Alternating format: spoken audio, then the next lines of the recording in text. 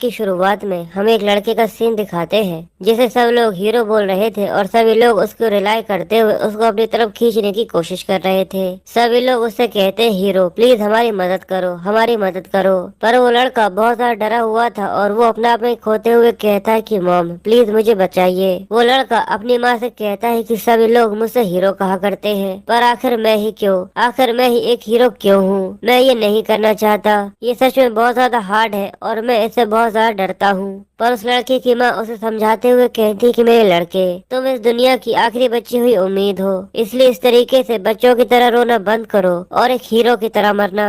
जो कहते हुए उस लड़के की माँ अपने बच्चे को उन हाथों में धकेल देती है जो हाथ उसे अपनी तरफ खींच रहे थे।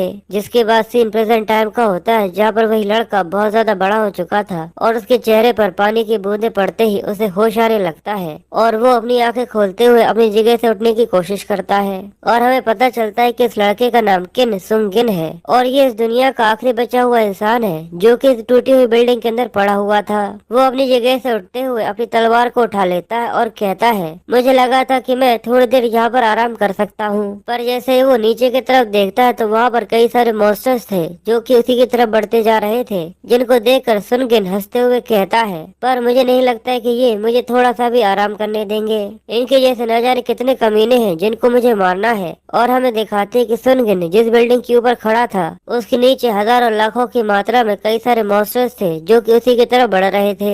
जैसा मैंने आपको बताया कि दुनिया का अंत हो चुका है क्योंकि डंजन से निकलने वाले मॉन्स्टर्स ने दुनिया को पूरी तरह से तबाह कर दिया है और उसके ऊपर अपनी हुकूमत जारी कर दी है। पर सुनगिन आखिरी बचा हुआ इंसान अभी भी इन सब से लड़ने की कोशिश कर रहा है और अपनी बची हुई जान के साथ इन मॉन्स्टर्स को मारता जा रहा है। वो फिर से मॉन्स्टर्स को मारने के लिए बिल्डिंग से जंप कर मॉन्स्टर्स के ऊपर अटैक कर देता है और अपनी आखिरी बची हुई सांसों के साथ जितने ज्यादा हो सके उन मॉन्स्टर्स को मारने की कोशिश करता है। वो अपने सामने आने वाले सभी मॉन्स्टर्स को मारता जा रहा है पर फिर भी वो कितनी भी कोशिश कर ले इनकी तादाद कम होने का नाम ही नहीं लेती।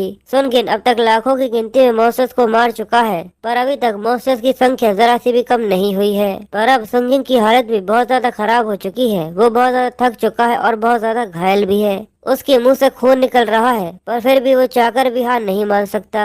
वो अपनी हालत को देखते हुए अपने आप से ही कहता है, मैं एक रियल हीरो के नाम पर पूरी तरह से धब्बा हूँ, मैं चाहकर भी किसी को नहीं बचा पाया, आखिर में सब कुछ खत्म हो गया। और हमें दिखाते हैं कि सुनगिन के सामने डीमन किंग खड़ा हुआ था जो कि किसी बुल की तरह दिखने वाला डीमन है और उसका साइज बहुत ही ज्यादा बड़ा है। और सुनगिन उसको देखते हुए आगे कहता है, मेरी इतनी ज्यादा स्ट्रेंथ के बाद भी मैं पूरी तरह से फेल हो चुका हूँ। मैं ये बात अच्छे से जानता हूँ कि सब के बाद मैं भी तुम सबका एक हिस्सा बन जाऊंगा, पर फिर भी मैं इस मॉन्स्टर को मारकर इसकी ताकत को अपना बनाना चाहता हूँ। जो कहते हुए वो डीमन किंग के ऊपर अटैक करने की कोशिश करता है पर उसका इम्पैक्ट इतना ज्यादा होता है कि वो उसके अटैक करने से पहले ही उसके प्रेशर की वजह से बहुत दूर जाकर फेंका जाता है। अब सुनगिन की हालत पहले से और भी ज्यादा खराब हो चुकी थी और वो खांसते हुए हंसकर कहता है, तो सच में ये मेरा अंत है, एक हीरो, ये क्या बकवास है, मैं चाहकर भी कुछ नहीं कर पाया, मैंने बहुत कोशिश करी पर मैं चाहकर भी किसी एक इंसान तक को नहीं बचा पाया। मैंने अपनी बची हुई जिंदगी सभी मॉन्स्टर्स को मारने में लगा दी, मैंने हजारों लाखों की तादाद में मॉन्स्टर्स को मारा जो कि डंजन से बाहर आए थे,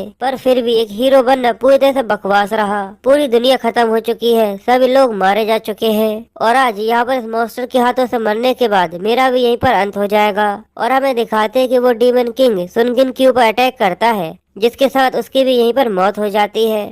जिसके बाद स्क्रीन पूरी तरह से ब्लैंक हो जाता है पर थोड़ी देर बाद हमें किसी की आवाज आती है जो कि सुनगिन को उठाने की कोशिश कर रहा था। पर जैसे जैसे उसकी आंखें खुलती हैं वो अपने सामने कुछ लड़कों को देखता है और वो सुनगिन को किसी और नाम से बुला रहे थे पर वो लोग उससे कहते हैं, आखिर अभी अभी तुम्हें क्या हुआ, तुम बेहोश हो गए थे तो हमें ऐसा लगा कि शायद तुम मर गए। सुनगिन अपने सामने ये सब देखकर बहुत ज्यादा हैरान था पर जैसे ही वो उठता है तो हमें पता चलता है कि वो किसी और की बॉडी के अंदर था और इन लड़कों ने असल में जिसको मारा था वो मर चुका है और उसकी बॉडी के अंदर सुनगिन अब रिजरेक्ट हुआ है। वो लोग सुनगिन को इस तरीके से देखकर बहुत ज्यादा परेशान थे और वो उससे कहते कि आखिर ये क्या है, आखिर तुम यहाँ पर किसी भूत की तरह क्यों बैठे हुए हो। सुनगिन ये सब देखकर बहुत ज्यादा हैरान था, उसे कुछ भी समझ में नहीं आ रहा था कि आखिर यहाँ पर क्या हुआ है। वो अपने हाथों को देखकर काफी सरप्राइज था, एक खुले आसमान को देखकर काफी हैरान था और अपने आसपास की सराउंडिंग्स को देखकर बहुत ज्यादा सरप्राइज था। उसे अभी भी इस चीज पर यकीन नहीं हो रहा था कि आखिर वो कहाँ पर है। उसे ऐसा लग रहा था कि ये सब एक सपना है। पर जो लोग उसके आसपास खड़े हुए थे वो सुनगिन को इस तरीके से देखकर काफी कंफ्यूज थे।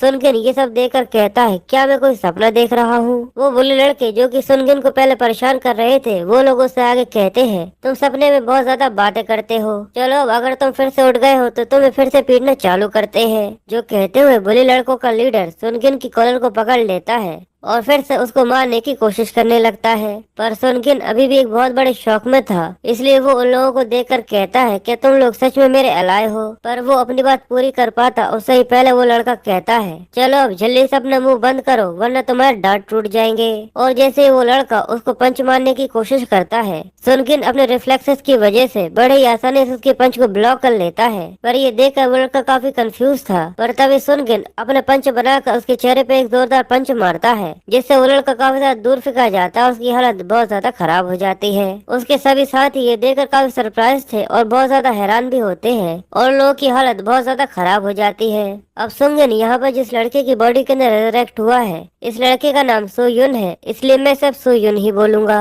सोयुन भी ये देखकर काफी हैरान था और वो उससे माफी मांगते हुए कहता है, प्लीज मुझे माफ करना, मेरा हाथ अपने आप से ही काम कर रहा था। पर वो लड़का सोयुन को गाली देते हुए कहता है कि तुम पूरी तरह से पागल हो, तुमने मेरे ऊपर हाथ उठाने की हिम्मत करी है, मैं तुम्हें जान से मार डालूंगा। पर तभी पुलिस की सायरन की आवाज सुनकर वो लड़का उस लड़के को समझाते हुए कहता है, जल्दी से यहाँ से चलो, पुलिस यहाँ पर आने वाली है। ये देखकर वो लड़का काफी घबरा जाता है, पर वो गुस्से में था इसलिए वो कहता है कि अभी क्यों। पर वो लोग जल्दी से वहाँ से भाग जाते हैं और भागते हुए सोयुन से बोलते हैं, तुम्हारे लिए यही अच्छा होगा कि कल तुम स्कूल सही समय पर आ जाओ। पर सुनके नहीं, ये सुनकर काफी कंफ्यूज था और वो अपने मन में कहता है, आखिर ये सोयुन कौन है? मैं तो सुन किम हूँ। पर वो उठते हुए कहता है कि आखिर यहाँ पर क्या हो रहा है, मुझे तो कुछ भी समझ में नहीं आ रहा। उसको लड़कों के मारने की वजह से काफी दर्द हो रहा था, पर वो जैसे तैसे करके उठता है और वहाँ पर साइड में पड़े हुए मोबाइल को देखता है। पर साथ ही उस मोबाइल के डिजाइन को देखकर उसे ऐसा लगता है कि ये तो बहुत ज्यादा पुराना है, शायद ये उस समय से 20 साल पुराना है।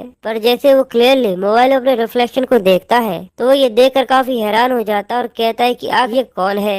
जिसके बाद सोयुन रियल कंडीशन को बताता है कि असल में क्या हुआ था। यह 2042 में ये दुनिया पूरी तरह से खत्म हो गई थी। अचानक से दुनिया के कोने कोने में डंजन्स अपीयर होने चालू हो गए थे, जिस डंजन के अंदर से मॉन्स्टर्स ने बाहर निकल कर इस दुनिया को तबाह करना चालू कर दिया था, जिसे इस दुनिया के लोगों ने ब्रेक थ्रू नाम दिया। सारी दुनिया धीरे धीरे करके बेदर्दों की तरफ तबाह कर दी गई। पर दूसरी तरफ इस दुनिया को बचाने के लिए कुछ लोग आगे आए जिनके पास इन मॉन्स्टर से लड़ने की पावर थी और वो इससे लड़ने के लिए पूरी तरह से तैयार थे। दुनिया के सभी लोग उन लोगों को अवेकर्स कहा करते हैं और मैं भी उन अवेकर्स में से एक था। पर सभी लोगों के मर जाने के बाद भी मैं अकेला खड़ा रहा और सभी मॉन्स्टर से लड़ता रहा, जब तक आखिर में मेरी जान भी न चली गई। मैं सबसे ज्यादा स्ट्रॉन्ग अवेकर था, जो कि इस पूरी इंसानियत का आखिरी बचा हुआ सर्वाइवर भी था। पर अब कंडीशन कुछ और है। हमें सोयुन को एक पुलिस स्टेशन के अंदर बैठा हुआ दिखाते हैं, जहाँ पर पुलिस ऑफिसर उससे उसका नाम पूछता है। वो कहता है, लड़के तुम्हारा नाम क्या है? सोयुन काफी डरा हुआ था, इसलिए वो पहले सुन किम बोलता है, पर फिर वो कहता है कि नहीं, मेरा नाम सोयुन है। जिसके बाद पुलिस ऑफिसर उससे पूछता है, बताओ आखिर तुम्हारी डेट ऑफ बर्थ क्या है? ये सुनकर वो फिर से कंफ्यूज हो जाता है।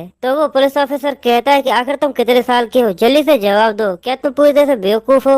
सोयुन अभी काफी ज्यादा कंफ्यूज था और वो साइड के कैलेंडर में देखकर कहता है, ये साल 2022 चल रहा है और अगर मुझे वो सब सही से याद है तो वो सब ईयर 2042 में हुआ था। इसका मतलब मैं 20 साल पीछे आ चुका हूँ। वो ऑफिसर फिर से उससे कहता है कि जल्दी से मुझे जवाब दो। सोयुन उससे कहता है 20 नहीं 19। मुझे लगता है कि मैं एक स्टूडेंट हूँ, इसलिए शायद मैं 19 ईयर का होऊंगा। वो ऑफिसर सोयुन की डिटेल्स लिखते हुए उससे आगे पूछता है, क्या तुम्हें ये याद नहीं है कि आखिर तुम्हारा घर का एड्रेस क्या है? पर सोयुन उससे कहता है कि नहीं। ये सुनकर वो ऑफिसर उस पर गुस्सा करते हुए कहता है, क्या तुम मुझे एक बेवकूफ समझते हो? इस चीज का जरा सा भी सेंस नहीं बनता कि तुम्हें तुम्हारा नाम और एज तक याद नहीं है। पर सोयुन उसे कुछ भी नहीं बोलता और वो आसपास की चीजों को ही देख रहा था और वो अपने मन में कहता है कि मुझे अच्छे से याद है कि मैं उस समय मर चुका था, पर क्या मैं कोई सपना देख रहा हूँ या ये किसी तरीके का जादू है? मुझे अच्छे से याद है कि उस डीमन किंग ने मेरे ऊपर अटैक किया था, जिसके बाद मैं मारा गया था। इसलिए वो अपने हाथों की मुट्ठी बांधते हुए कहता है कि नहीं, ये सेंसेशन बिल्कुल भी फेक नहीं हो सकती,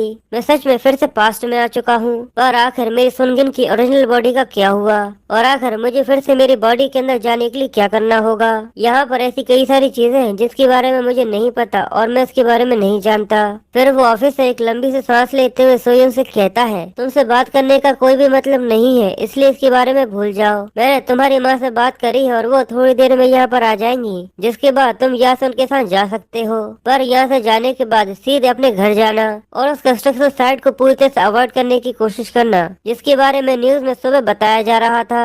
अब थोड़ी ही देर में सोयुन की माँ वहाँ पर आ जाती है और वो सोयुन को पुलिस स्टेशन में देखकर काफी परेशान थी। वो ये देखकर घबराते हुए कहती है कि मेरे भगवान, आखिर तुम्हारे साथ क्या हुआ जिस वजह से तुम पुलिस स्टेशन के अंदर हो, और आखिर तुम्हारे साथ क्या हुआ जिसकी वजह से तुम्हारी शक्ल ऐसी हो गई है। एक माँ की चिंता उसके चेहरे पर साफ दिखाई दे रही थी कि आखिर वो अपने लड़के के लिए कितनी ज्यादा परेशान है। पर सोयन अपनी माँ को देखकर कंफ्यूज था और वो अपने मन में कहता है कि आखिर ये लेडी कौन है। पर तभी उसे याद आ जाता है और वो अपने मन में कहता है शायद ये इस ओरिजिनल बॉडी के ओनर की माँ है, इसलिए वो उसके साथ अपने घर जाने के लिए निकल जाता है। जिसके बाद हमें शाम का सीन दिखाते हैं जहाँ पर वो दोनों ही आपस में बातें करते हुए अपने घर की तरफ जा रहे थे। और इसी के साथ ये पार्ट यहीं पर खत्म हो जाता है। आई होप आप लोगों को ये न्यू एक्सप्लेनेशन पसंद आएगी। अगर आप लोगों को ये पार्ट पसंद आता है तो प्लीज वीडियो को लाइक कमेंट शेयर जरूर करना और ऐसी एक्साइटिंग वीडियोस के लिए अपने चैनल मांगा टीवी को सब्सक्राइब कर लेना। मैं मिलता हूँ आप लोगों से नेक्स्ट वीडियो में।